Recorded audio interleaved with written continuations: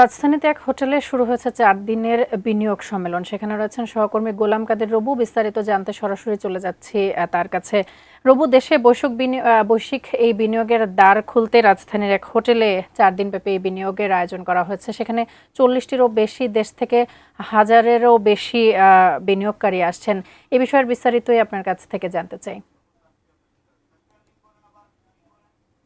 আজকের যে সম্মেলনটি শুরু হয়েছে এটি চলবে মূলত ৪ দিন। ৪ দিনের এই সম্মেলনের আজ হচ্ছে প্রথম দিন এবং হোটেল ইন্টারকন্টিনেন্টালের এই সম্মেলনে এক অর্থে বলা যেতে পারে দেশি বিদেশি বিনিয়োগকারীদের এটি একটি মিলন মেলা এবং এই সম্মেলনে বিশ্বের ৪০টিরও বেশি দেশ থেকে প্রায় ৬০০র মতো বিনিয়োগকারী এখানে এসেছেন এবং সেই সঙ্গে দেশের যারা বিনিয়োগকারী তারাও এখানে অংশ নিয়েছেন এবং সেই সঙ্গে যে আর্থিক যে প্রতিষ্ঠানগুলো আছে, বিভিন্ন ক্যাপিটাল কোম্পানিগুলো আছে, তারাও কিন্তু এখানে অংশ নিয়েছেন। স্বাস্থ্যকর অল টাইম ফ্যামিলি কেক, সব সময় অল টাইম হেলদি লাইফ।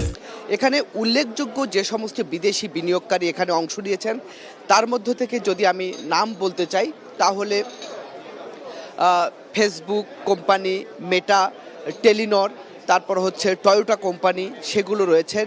সেই সঙ্গে বিশ্বের বহুজাতিক কোম্পানি স্যামসাং এখানে অংশ নিয়েছেন। সেই সঙ্গে অংশ নিয়েছেন পাকিস্তানের একটি নামকরা কর্পোরেট ব্যবসায়িক গোষ্ঠী দাউদ কর্পোরেশন, তারা অংশ নিয়েছেন। সেই সঙ্গে বিশ্বের পোশাকের যে খুব নামকরা একটি ব্র্যান্ড জিওডার্নো, তারাও কিন্তু এখানে অংশ নিয়েছেন।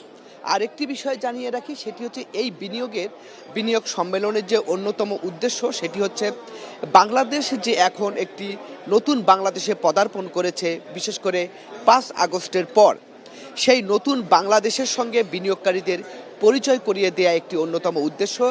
সেই সঙ্গে বাংলাদেশে বিনিয়োগ পরিবেশ যে এখন অনেকখানি সুস্থির হয়েছে, রাজনৈতিক অস্থিরতা নেই, সেই সঙ্গে যে আমলাতান্ত্রিক যে জটিলতাগুলো ছিল সেই জটিলতাগুলোও অনেকখানি কাটিয়ে গিয়েছে, সেই বার্তাগুলোও কিন্তু বিনিয়োগকারীকে দেওয়ার জন্যই এই সম্মেলন।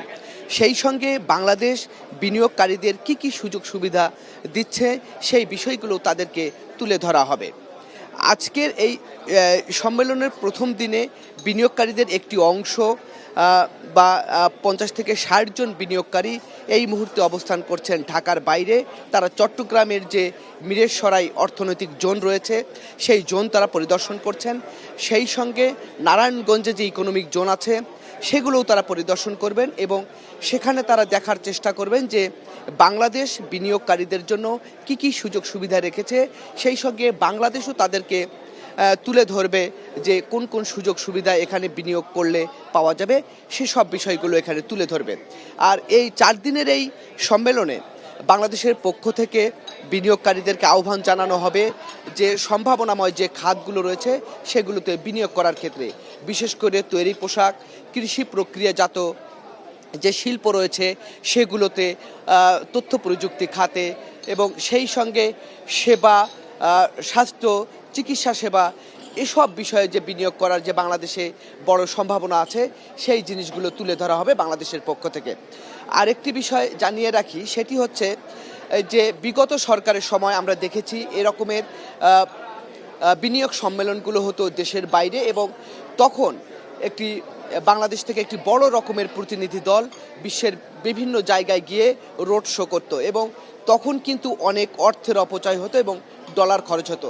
কিন্তু ৫ আগস্টের পর যে নতুন বাংলাদেশ যাত্রা শুরু করেছে সেখানে একটি বড় বৈশিষ্ট্য হচ্ছে যে সেই বিনিয়োগ সম্মেলন কিন্তু বাংলাদেশে হচ্ছে, অর্থাৎ বিশ্বের বড় বড় বিনিয়োগকারীরা তারা বাংলাদেশকে দেখতে এসেছেন, বাংলাদেশকে তারা আস্থায় নিয়েছেন এবং বাংলাদেশে তারা বিনিয়োগ করার আগ্রহ কিংবা তাদের ইচ্ছা আছে বলেই তারা এই সম্মেলনে অংশ নিয়েছেন।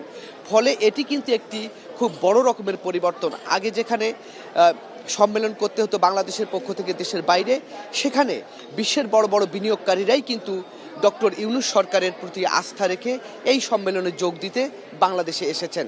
এটি বাংলাদেশের একটি সবচেয়ে বড় রেডিক্যালি পরিবর্তন কিংবা বড় একটি চেঞ্জ কিংবা বড় রকমের একটি পরিবর্তন বলেই মনে করছেন বাংলাদেশের যারা ব্যবসায়ী এবং সেই সঙ্গে যারা বিনিয়োগকারী রয়েছেন তারা।